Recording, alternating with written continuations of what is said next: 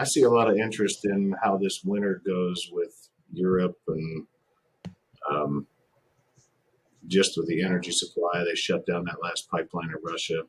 So I'm going to be real interested to see how high energy prices go Yeah. and and see, how much are the majority willing to come back to fossil fuels to bridge us through this renewable green energy growth. I mean, I think that you need some folks actually still pitching the fossil fuels. I mean, there is no other bridge. So I think the winter holds a lot in store for how high prices are going to go, what we're going to see from our output in America versus OPEC and the rest of the world. So it's going to be an interesting next 6 months. Well, and let's face it, there's nothing cleaner than natural gas. Nothing. Right. So, and I feel like our political leaders and political leaders around the world are starting to come to that conclusion. There is nothing cleaner than natural gas. And it's proven over and over. I think I've always said that the marketing dollars that were spent on green energy, which is great, we need it all, right? I mean, we need every bit of it. Every resource we can get to create energy, we need, including nuclear. That's what I believe, at least, and everything in moderation. So, but if the marketing dollars, I'll bring up Aubrey McClendon, did a great job at this. He was always marketing and selling natural gas. Why? Because he believed that it is our future. And I still believe that. So if those same marketing dollars were spent on showing natural gas as the cleanest energy there is, which it is, the same marketing dollars were spent for that as there are on this green initiative, our world would be in a better place because we would have a better ratio of natural gas and green energy going on in the United States at least.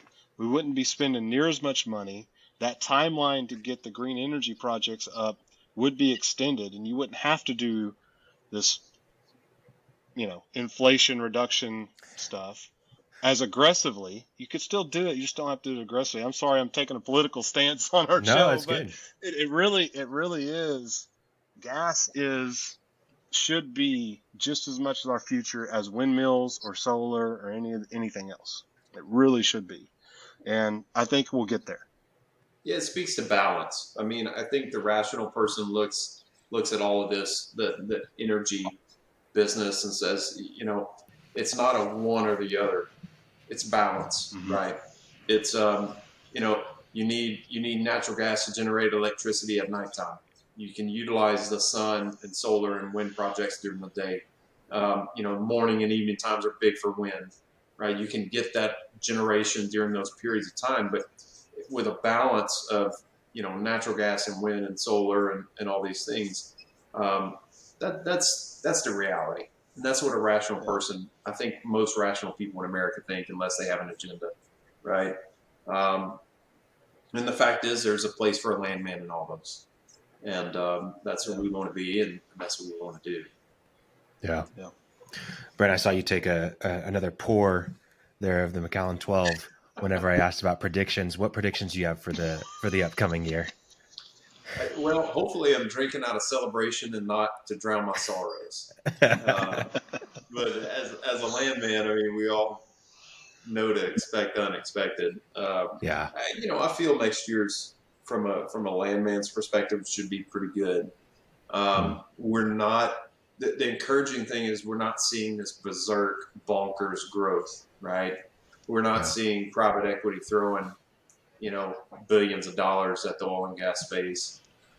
We're seeing dollars in the renewable space, but it's not anything crazy, right? So good, steady growth, disciplined activity by our clients. That's all encouraging, right? There's a steady amount of work.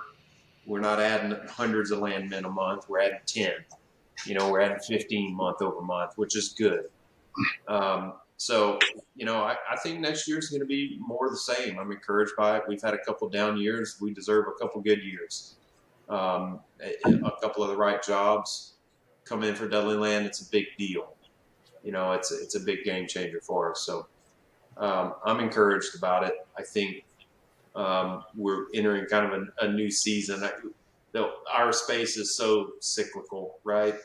Now we're the season of growth and maybe bringing in new people into the business. And I hope when we have this episode 22, the end of next year, that we're talking about how excited we are about the 20 or 30 new landmen that we brought into Dudley Land and some of the exciting things we're seeing out of some of the young people that have joined our company and that's what I'm looking at 2023. 2023 is going to be the year that we hire a new Steve, a new Brandon, and a new Brent at Dudley Land Company. There we go. Come There on. we go. Crush me. Yeah, I agree. I like the curve that we're on. It's a steady, consistent curve as opposed to the sharp peaks, right? I hope that curve keeps consistent and steady. I think that's what this industry needs. You need some steadiness. You need some consistency. Of course, it's never going to be consistent, though. I mean, it's the energy business. There's going to be ups and downs, but ultimately, when you're looking at that chart, you hope to see something steadily increasing and consistently increasing. And I agree with Brent 100%. I think 2023 you're going to see more of that. The plus side, as we've talked about previously, is you're hoping you get that new blood in, the new, smart, educated group of land professionals that could be the next Brent, Steve, and Brandon. However odd that sounds coming out of my mouth. Yeah. But We're old. yeah. We're old. I'm 40. I'm a man. Yeah. I'm a grown man. We're generation 3. We want generation 4 to come up and step up and do what they need to do, right? So, all joking aside, really, we want generation 4 to step up. We want that next young guy that's with us now, and 20 years from now, they're still with us, or 15 or whatever it is, and they can take over the reins of what we all believe is a great company with great morals and ethics and continue that legacy. I think, though, that what you're going to see is with these large oil and gas companies, they've been burned how many times in the past 7-8 years? I think there's now a much bigger push to provide, especially for the traded companies, provide for their stockholders. They're not going to make these ridiculous pushes as they have in the past. I see it as much more of a steady growth instead of a really quick growth. So I'm really hoping that 5-10 years down the road, we have a oil and gas sector that is very steady and not so volatile. I'm hoping that's what happens. And as you push in the renewable companies with that, a lot of them being funded by oil and gas companies, that you're going to see a steady energy output, and it's not going to be as crazy as we've seen it in the past decade.